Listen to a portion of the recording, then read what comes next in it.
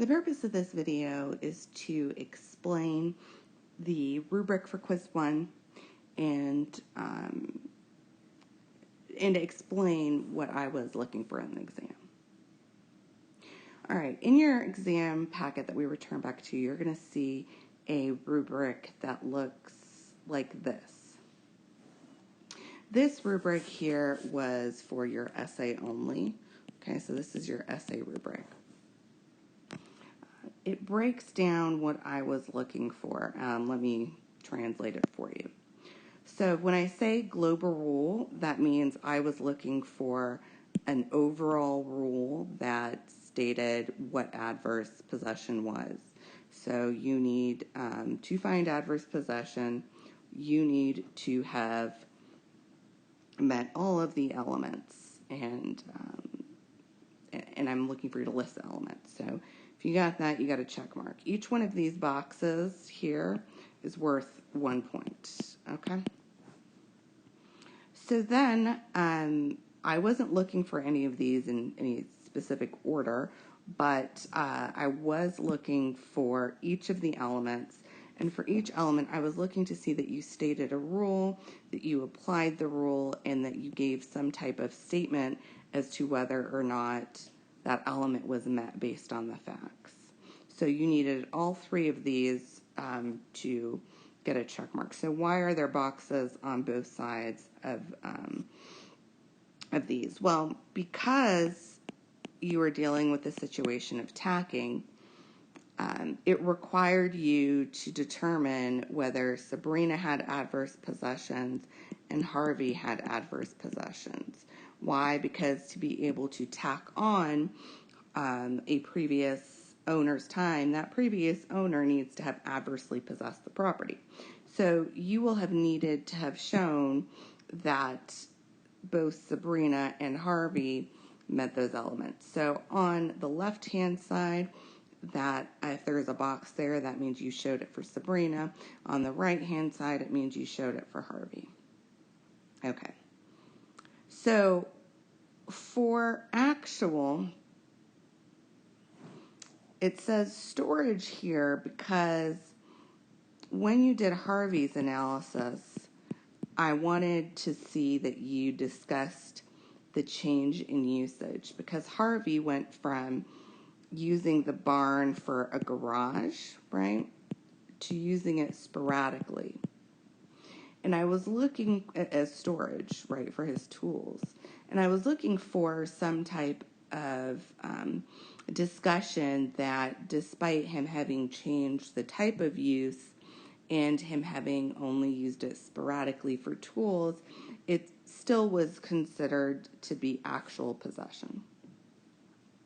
For the exclusive element, I was looking for a discussion that there were hunters and whether or not the sporadic entry of hunters onto the property interrupted the exclusive possession or made it so that possession wasn't exclusive.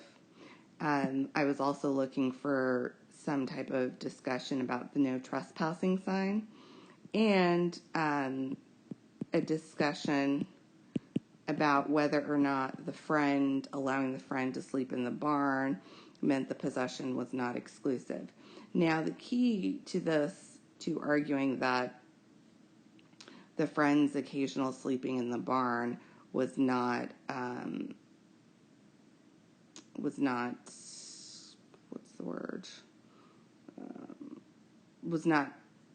relevant, was because he wasn't claiming ownership, and most importantly, he had consent to use the property, so he couldn't be an adverse possessor in any way. All right, down here for statutory period, because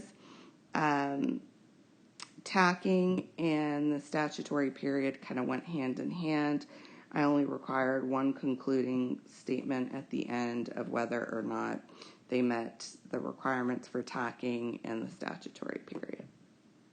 Okay, adverse and hostile.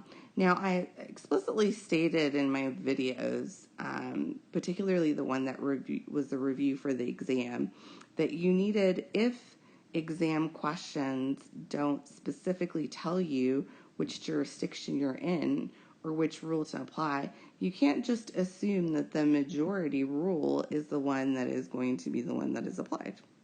So you were required to go over the majority and the minority rules. And there were two minority rules, good faith and bad faith. I think this is the element that you all had the most difficulty with, the adverse and hostile. And so I want to take a moment to explain. So the majority rule is the objective standard, right? And the objective standard, remember, there are two ways that a court could approach it. The first is they treat it as irrelevant, right? So intent is irrelevant. And the second is that they, if you meet all of the other elements, then you have met this element. Okay, so when you were discussing the majority rule, you didn't need to talk about her intent because her intent was irrelevant. Sabrina's intent was irrelevant. Harvey's intent was irrelevant. So some of you here made subjective arguments or analysis that should have gone in the subjective intent jurisdictions, and that is either the bad faith or the good faith. And particularly the rule that talks about, or the fact that showed that Sabrina maybe acknowledged Kraft's ownership when she asked for the lease, that would have gone in the bad faith section. So if you remember back to the case where there was a discussion about the church, whether or not the church adversely possessed the property, and the court thought about whether or not the reverend didn't have the requisite bad faith because he did not, or the requisite hostile intent because he acknowledged ownership of the land when he went and asked for a lease. So if you wanted to bring up that argument, then it should have gone in the subjective intent section. The good faith argument, again, was that she honestly, both Harvey and Sabrina honestly believed that the land was their land, so they operated under good faith. So that's what I was looking for here.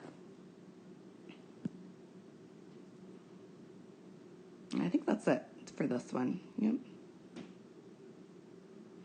Overall, I think many of you ran out of time, and so that contributed to your scores.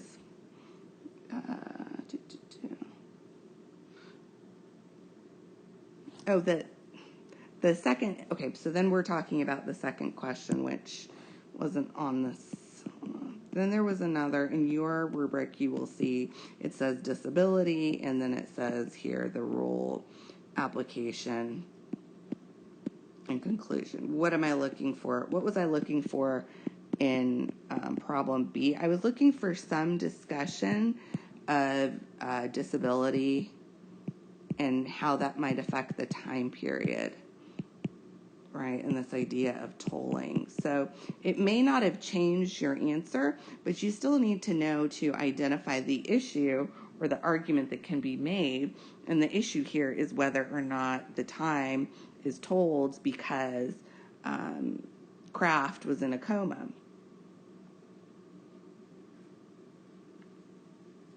All right, that should be it for the essay question.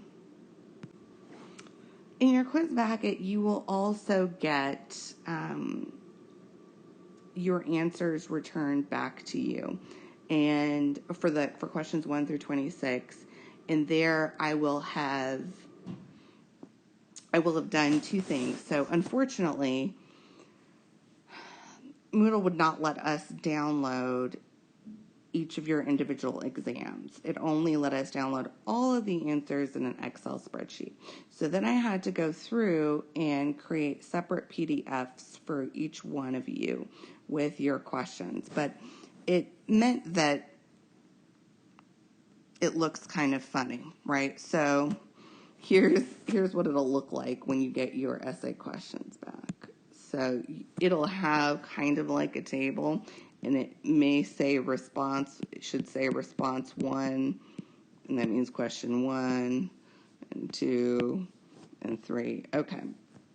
And then it'll have your answer. So what I did was, on this side, I told you how many points the questions was worth by putting a number like that on the side. So like that meant this question's worth 3. And then if I made a check mark, that meant you missed 1. And so your total points I wrote on the side here. So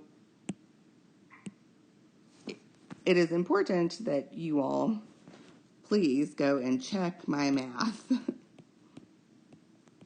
I may have added incorrectly. So it is important for you to check my math, and happy to make any changes if I miscalculate it.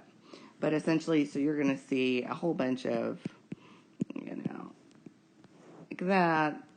Anyway, hopefully it'll make sense when you take a look at it. But that's what this means. That's the total number of points you could have gotten, and this is the actual points that you got. Then attached to Moodle, you will see the responses or the answers to the quiz, and it is attached to the main page assignment. And it'll look something like this, and it'll say, that you get to see the question here, and you will see the answer. So Alvin gets A, that means life estate B. And I think, I did edit this sheet before I posted it, and it'll have the number of, sorry. Another way to figure out the number of points each thing is worth is if you look to see how many of these there are. So for example, because there's A, B, and C, question number 1, it's worth 3 points. Question number 2 is worth 3 points. Question number 3 is worth 3 points. All right, so that is how you can calculate how many points each is worth.